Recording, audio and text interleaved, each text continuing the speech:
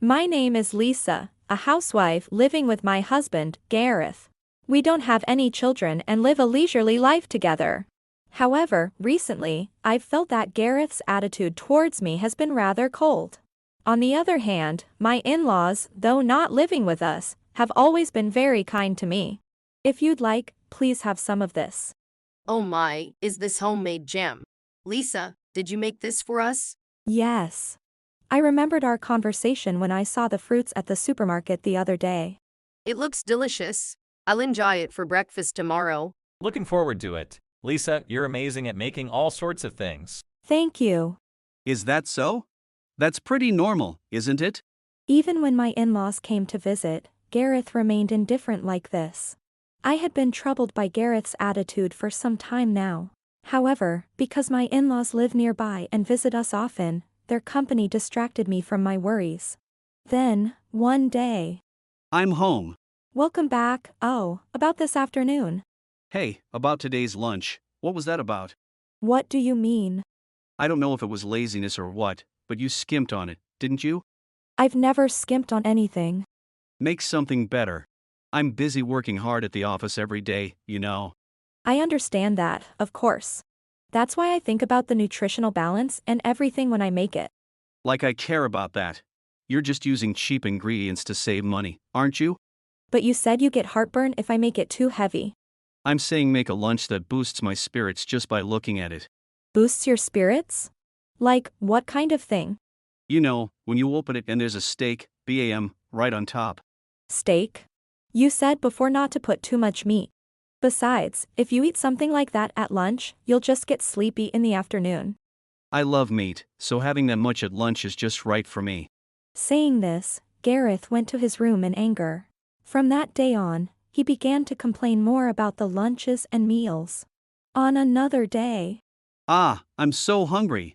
What's for dinner today? It's curry. I made your favorite, chicken curry. This curry looks really bad. That's not true. It smells good, doesn't it? The thing is, I'm not in the mood for curry today. But I've already made it, and it turned out delicious, so please try it. How is this supposed to look tasty?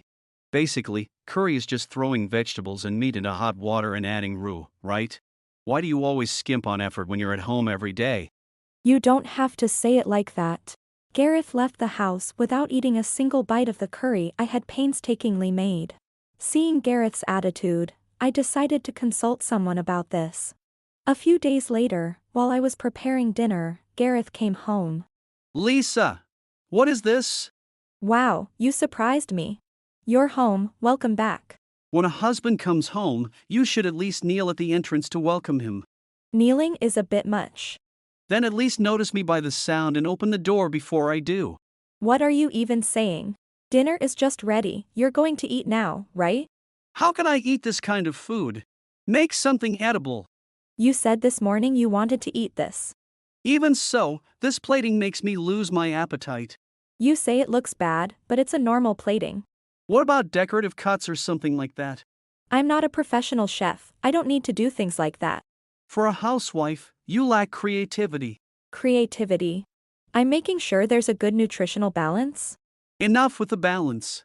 Just make something delicious. I am making it deliciously. I even taste test it, it turned out well, you know? You didn't even eat the chicken curry the other day, and I made it tasty. I don't need to eat it to know. Hey, Gareth. Why have you been so cold lately? I'm being normal. Seriously, making me eat awful food. What are you doing? Why throw it away when I made it especially? Food made by Lisa isn't even worth eating. Driven by anger, Gareth threw the food that was laid out on the table into the trash can. I expected some sort of reaction, but never imagined it would come to this. I decided it was time to tell Gareth the truth. Hey, Gareth, could you repeat your opinion about the meal? I said it looked awful. Even though it was beautifully plated and smelled delicious? You're just convinced of that because you made it. I didn't make it. What? What do you mean you didn't make it?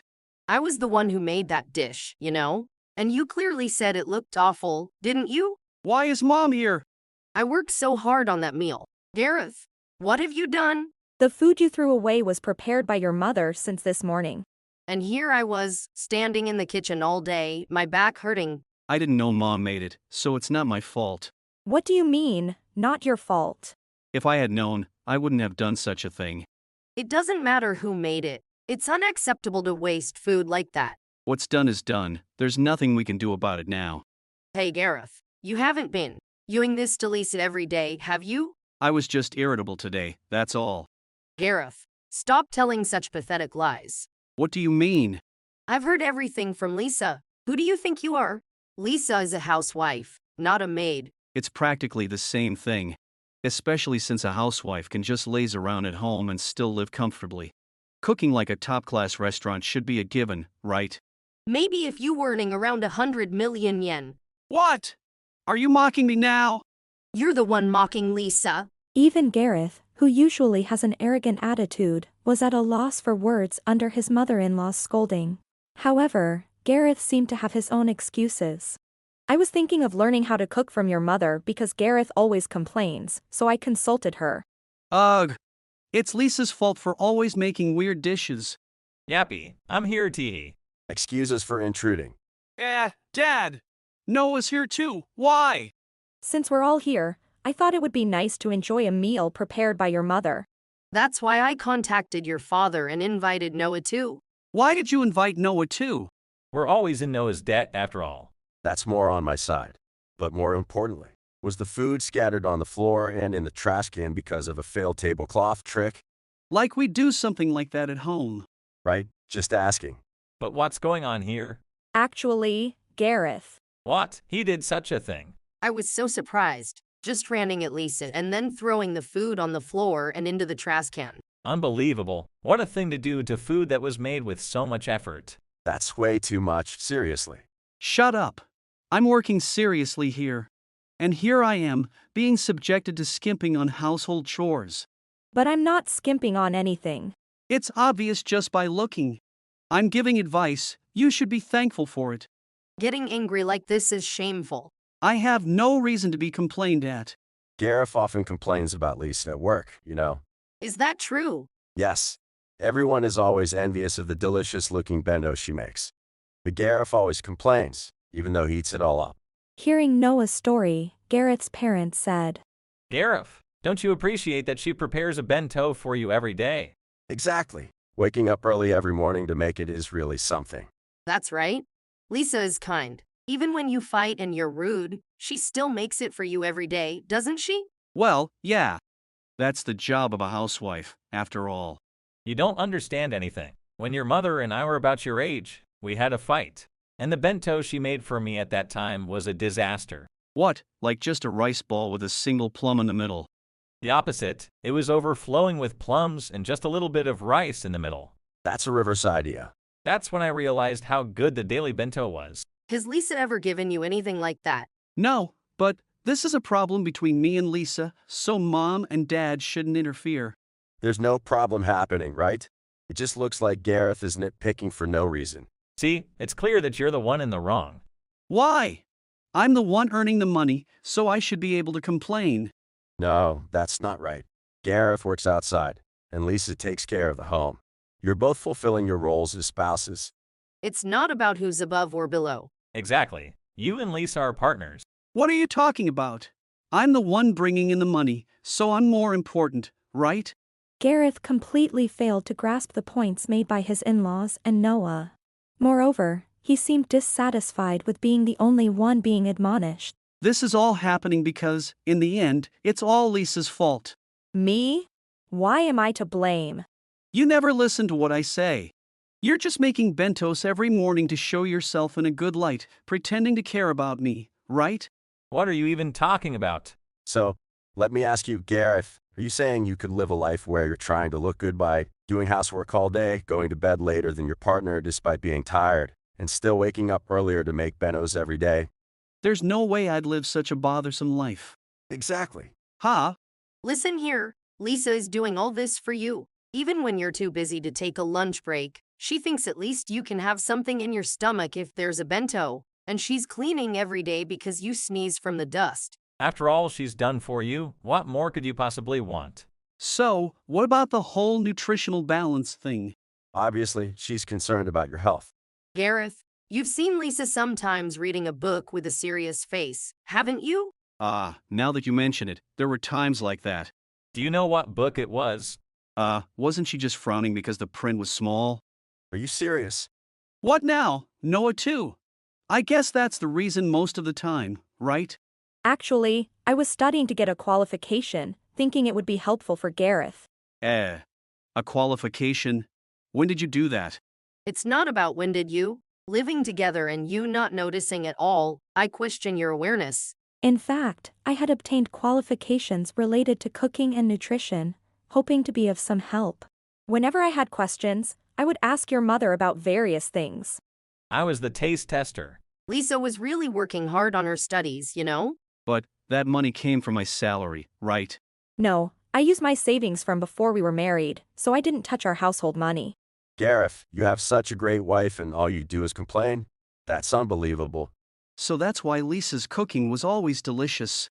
Don't just say things that suit you. So, I can look forward to delicious meals every day from now on, huh? I'm excited. You can look forward to it, but I don't want to cook for Gareth anymore. Why? It's not that I want you to say thank you. I just wanted you to properly say things like itadikamasu or gokasusama. Did you ever complain without eating? Yes, saying it looks bad or you're not in the mood. Gareth, do you think you've become a king or something? Eek. Really, strutting around the house like that just makes you a pathetic man. Seriously lame. Why do I even have to be told that by Noah? It's thanks to me saying something that she even felt like getting the qualification. How presumptuous of you. Lisa decided to do that on her own. If it were me, I'd want to hold on to such a wife and not let go. You think that way because you're still single. Gareth, wake up and realize you're taking your peaceful life for granted. Why are you getting mad? Because it'll be too late once you've lost it.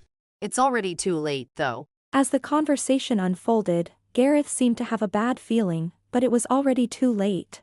The decision had been made, both by me and by the in-laws. Mother, don't you think now is the best time? Yes, I think so. Lisa, are you okay with this now? Yes, I am. What's going on? We've decided to disown you. You mean cutting ties with the family? I'm filing for divorce, so please sign the divorce papers later. Divorce. I don't really have a stake in this. I know. Hey Noah. Since we're here, side with me. I'm siding with the boss. We're off the clock now, so forget about boss and all that, right? Nah, Gareth, you've been too insensitive for too long, so that's impossible. I thought I might reconsider depending on our discussion, but it was futile. Lisa, you're not serious about divorce, right? I am serious, that's why I reported to your parents first. So, I'm going to lose both my family and my wife. That's what it comes down to. Well, in our hearts, we had already cut ties with you, to be honest. At least, Lisa, don't abandon me. This is all happening because you took Lisa's kindness for granted. Exactly, this is what you'd call reaping what you sow. I'm thankful for the improvement in my cooking skills, though. Wait, don't leave me behind. I hope you find someone who can cook like a high-end restaurant for you. Thus, I divorced Gareth, and true to their word, my in-laws cut ties with him as well. From Noah's account, I learned that Gareth had been disparaging me at work, exploiting his position as the boss's son, and spreading rumors that could harm my reputation. Outraged, my father-in-law fired Gareth. However, he made sure Gareth would pay alimony, arranging for him to work and live in at a friend's company. Although Gareth is managing to make the monthly payments, I've heard the work is quite tough. But my in-laws say it's good medicine for him, working in a strictly managed environment without a chance to slack off or escape. It seems Gareth is now paying the price for his previous arrogance, working hard in this demanding situation. As for me, Lisa's cooking is delicious as always.